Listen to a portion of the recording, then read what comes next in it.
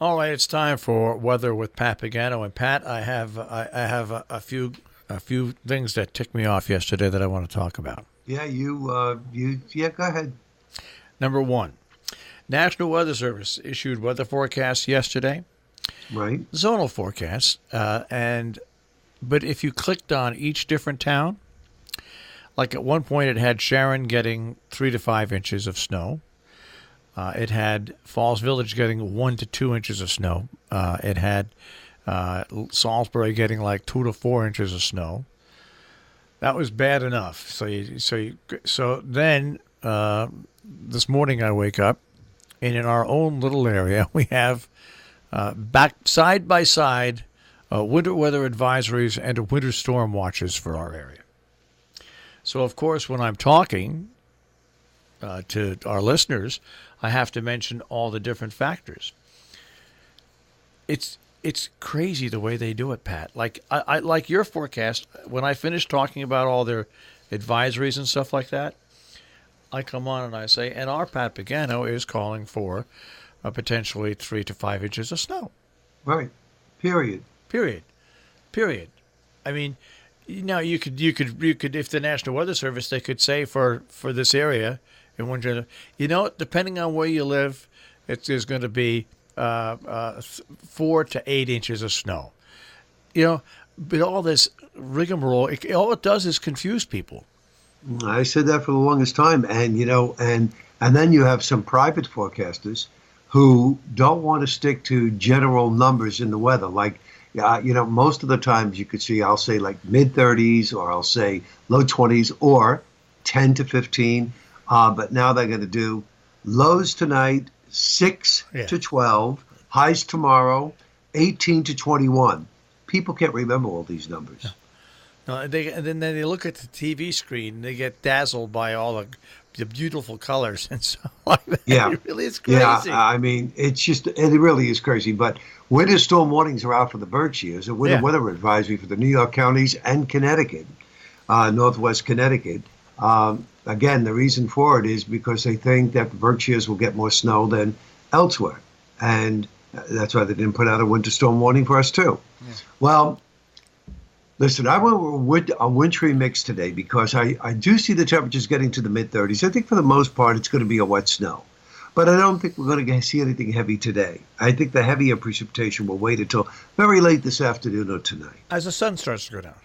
Well, that, and the other thing is that a low is going to form on the front. Okay. And as that low comes up the front, it's going to enhance the precipitation tonight.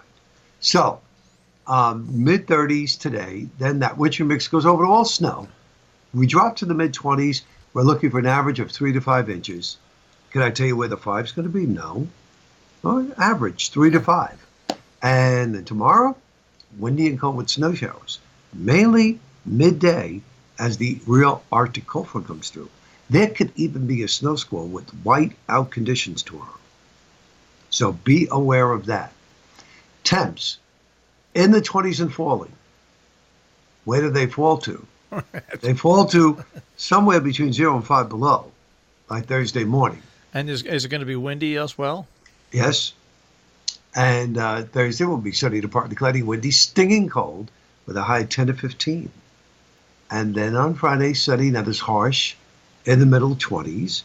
I think we'll wind up with sunny to partly cloudy on Saturday. Let's figure 25 to 30. And by Sunday, we will be in the 30s. All right. That's good. Pretty, it was a very, very hectic morning. And that was followed by a very hectic day yesterday because for a long time, this gentleman's been calling me, Marshall, about switching out my printer. And the printers that we have here, they, the floor size, they do everything, scanning and everything like that. And I said, Daddy, you call me every year. I keep telling you, I got 2 more years left on the lease. He goes, so now you got 1 year left. I said, yeah. He goes, what if my company pays for your 1 year lease so you can get our machine? And I said, yeah, what's the advantage? He said, it's faster and it's cheaper. I said, okay, fine, but there's a problem here. I said, what's that? I said, I have to be able to fax from my computer. Not a problem. We have IT people here, they'll set it all up, blah, blah, blah, blah, blah. So, okay. So he calls me and he says, I'll be here Monday. That was yesterday. He said, okay. He goes, everything has been programmed by our IT people. They showed me. Works flawlessly. I said, okay. He said, we'll switch out the machines and I won't leave until everything's working. Okay, great. What time did you get there? Got here at 10:30. Did you leave like 5 or 6 o'clock? He left at 3. Okay. And things were not done.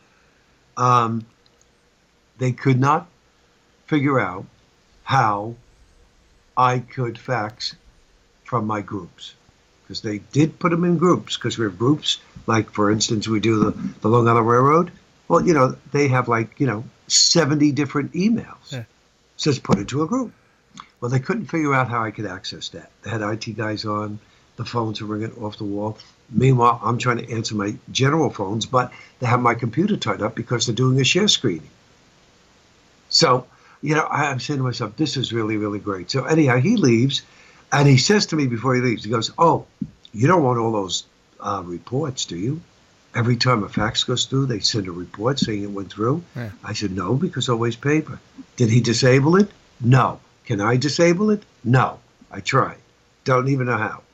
So the director of the IT called me back at 5 o'clock yesterday afternoon. Yeah. I said, hi, Tom. He said, this is going to require a lot of work. I said, yeah. He goes, I'll have this done by tomorrow morning. I said, okay. What do I do in the meantime? He said, meantime, you're going to have to manually highlight everyone you have to send to because we can't get into the group. I'm saying, this is exactly what I told him. Danny, it's not going to be an easy swipe. You're going to have to have this stuff.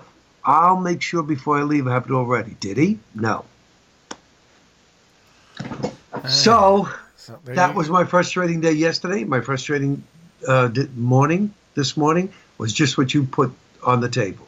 Warnings and watches all over the place. Can't make heads or tails. There are numbers all over the place. You would think that there were 10 different services putting out this forecast. Yeah. No, it's amazing. It's amazing. It really is. I mean, and I feel bad for our listeners. Well, hopefully I simplified it for our listeners, but I felt bad because if they do hear other things in other forecasts, they scratch their head and say, what's going on here? Yeah. You can always see when the National Weather Service is not confident about a forecast because there's a million different versions of one forecast. Exactly. Yeah, exactly. Well, we know one thing. We said last week, we told everybody that we were going to have this cold front coming through on Tuesday, and it was going to be followed by bitterly cold Arctic air, and that has all worked out. Yeah. Or is in the process of working out. Yeah. Now the next question is, Marshall, do you think that I am going to have to be teaching this afternoon religious instructions? I have not gotten a notice yet, but I don't know whether or not I have to run there to teach this afternoon. What time is the precipitation going to start? It's going to start between 12 and 2. And what time is religious instruction start? 4:30. I bet you they'll cancel it. I would hope so. I bet you they cancel it. Yeah, they cancel it. Nobody. It's such a litigious society. Nobody takes a chance anymore.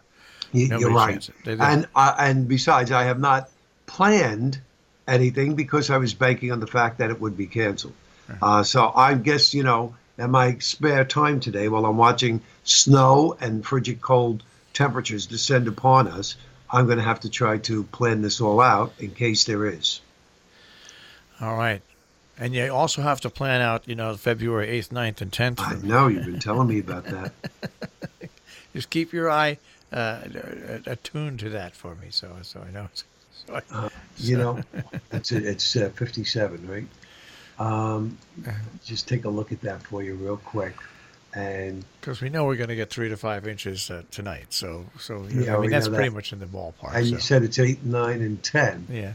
Right. Okay. So if we go to February 8th, which we did yesterday, that looks good. Okay. That's a Friday, and to me, I don't see any problems based on this batch of computer guidance. On Saturday, that may be a little bit on the cloudy side. I don't see too much of a problem. But then what happens on Sunday? Well, something goes through on Sunday. It looks like a front. My guess is that it probably will go through its snow showers and it'll just get windy and colder. So right now, I would give you a thumbs up for that weekend. All right, we'll keep our eye on it, Pat. Make sure it Keep doesn't your eye on it. make sure it doesn't go anywhere. And I hope you get your printer situation fixed. Oh, please. I had a printer that ran out of a Toner? cartridge, and we had all the wrong cartridges. We didn't have, and this was to send out all our billing, so we didn't have the right cartridge. So we had to move printers around to get the billing out. Oh. Why can't they just make? It's the same company. Almost the exact same model, and it's a different cartridge. It was crazy. So we had our printer problems yesterday. Not nearly as bad as yours, but printer problems as well.